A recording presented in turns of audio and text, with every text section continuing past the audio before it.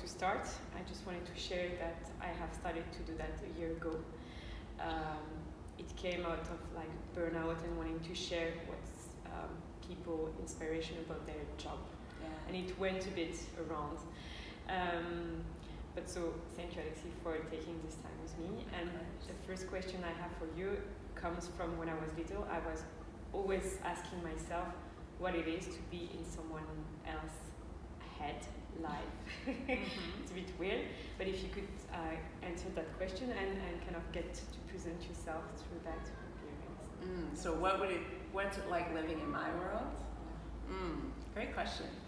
What is it like living in my world? Well, currently my world is filled with baby giggles and smiles and transformation, and I get to meet beautiful people from all over the world, and I feel like my heart cracks open a little bit more every single day. I'm just really insanely grateful right now. Like, I'm just feeling so abundant and full and overflowing in my life.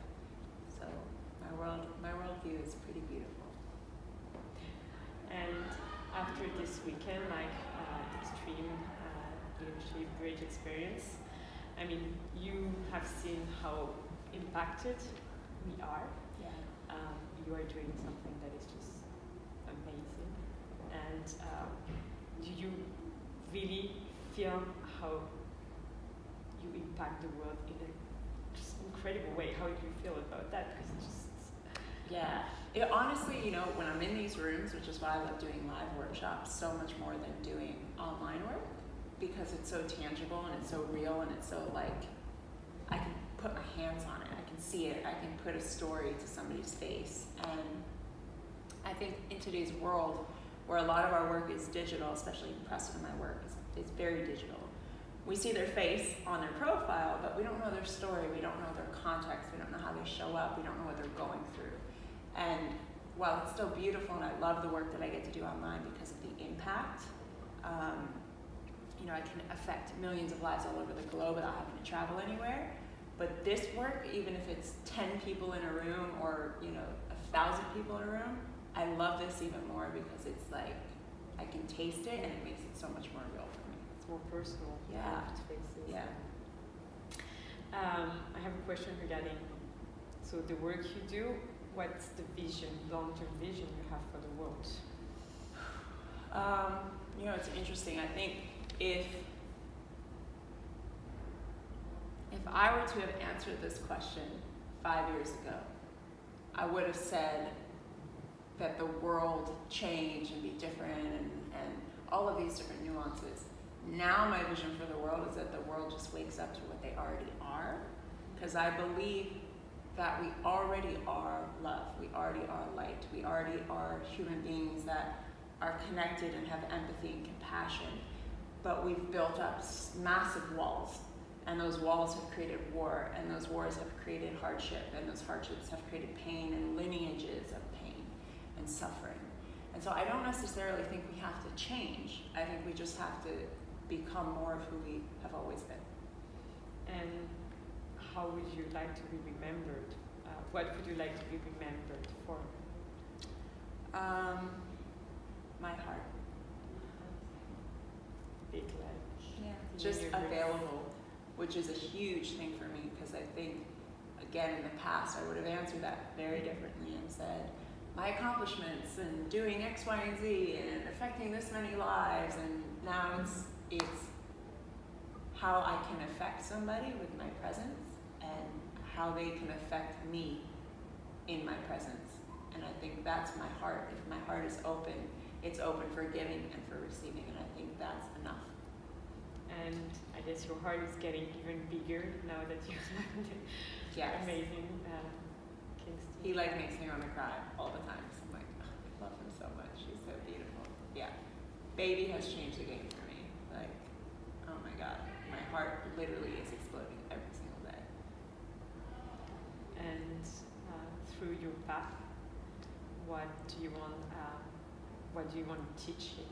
How do you like? I guess you want to give all of you to him. Yeah. But if you could share what is maybe the most important, or some things that are really important for you to teach him and to have him really like getting in his cells, I would say also? Yeah, I think the biggest thing is I want to remind myself that I'm a vessel for his learning and not that I am imprinting him with my way of how he should view the world. So it's really, I want to teach him to be a stand for himself and to be in the discovery of life and of himself in this life. And to be in the query of what that means to be Kingston, you know, and I think in our world we're so quick to label and say, you're this type of person, and oh, you should do this because you're that. And I want him to just always be in the quest of what it means to be. Always discovering new parts of ourselves. It's infinite, I guess. It is, and I think that's the work that I'm up to in these rooms, is reminding people to do that, because I had to remind myself to do that. So if I can just start him off that way, then maybe he won't have to remind himself later on. I discussed with Preston earlier on that I was doing this meditation stuff with Deepak Chopra and Oprah Winfrey. Yeah. And they talk about birthright, and that really triggers me. And because I thought a lot about like equality and like that's, I would say, a big subject for me. Could you tell me what does birthright means to you, and the relation like to equality too? Yeah, interesting. Birthright to me is you have the right to be human. And human comes with a whole bunch of stuff. Human comes with ups and downs and joy and pain and misery and brilliance and bliss and tears. Human is all of it. And I think in the personal development space nowadays, we try and override the darker side of humanity and say, oh, well, we need to escape that, or it's your birthright to be happy and joyous. And yeah, it is, but it's also your birthright to experience pain and to experience loss and to experience death and betrayal and all of the things that make humanity humanity. Because then joy wouldn't exist without pain. Then bliss wouldn't exist without tears. And I think we forget that contrast is needed. So birthright to me is just all about, you have the right to be human, and that comes with a whole bunch of stuff. Yeah, because I had like years where I felt like I was stuck, you know, in this, the world being so tough for my sensitivity. Yeah. And what advice could you like give to people like that are very, very sensitive to the dark side of the world, like the pain that we can feel? Because I really have this impression that it's preventing us from kind of owning ourselves, because we have this protection to put around us in order to just kind of survive in a way.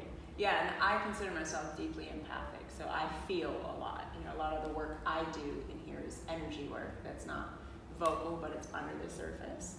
And for a long time, it was debilitating for me to walk in the world. But what supported me was becoming a part of the solution instead of worrying and pontificating about the problem, because the more I thought about the problem, the more heavier it got, and like I got paralyzed by the pain.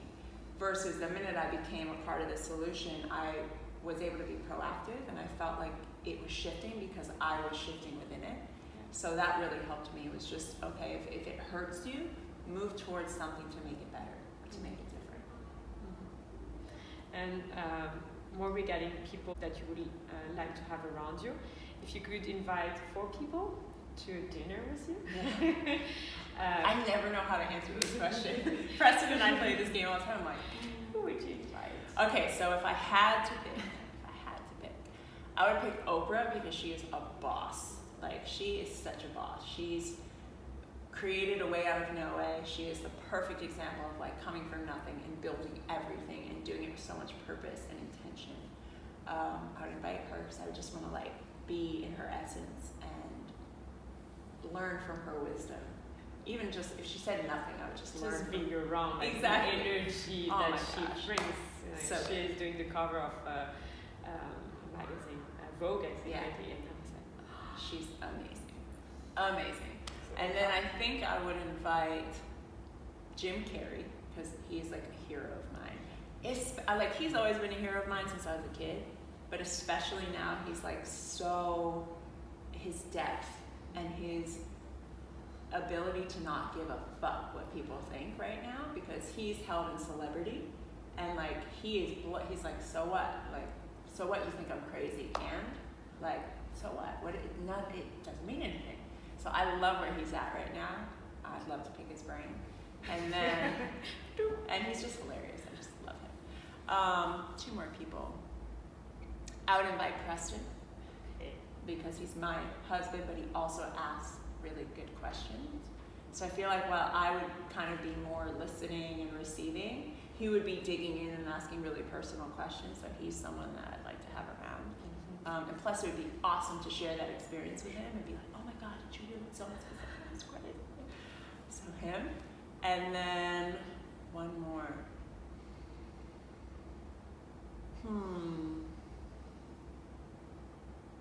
I'd say my great-grandmother, because I never knew her. Like, I knew her.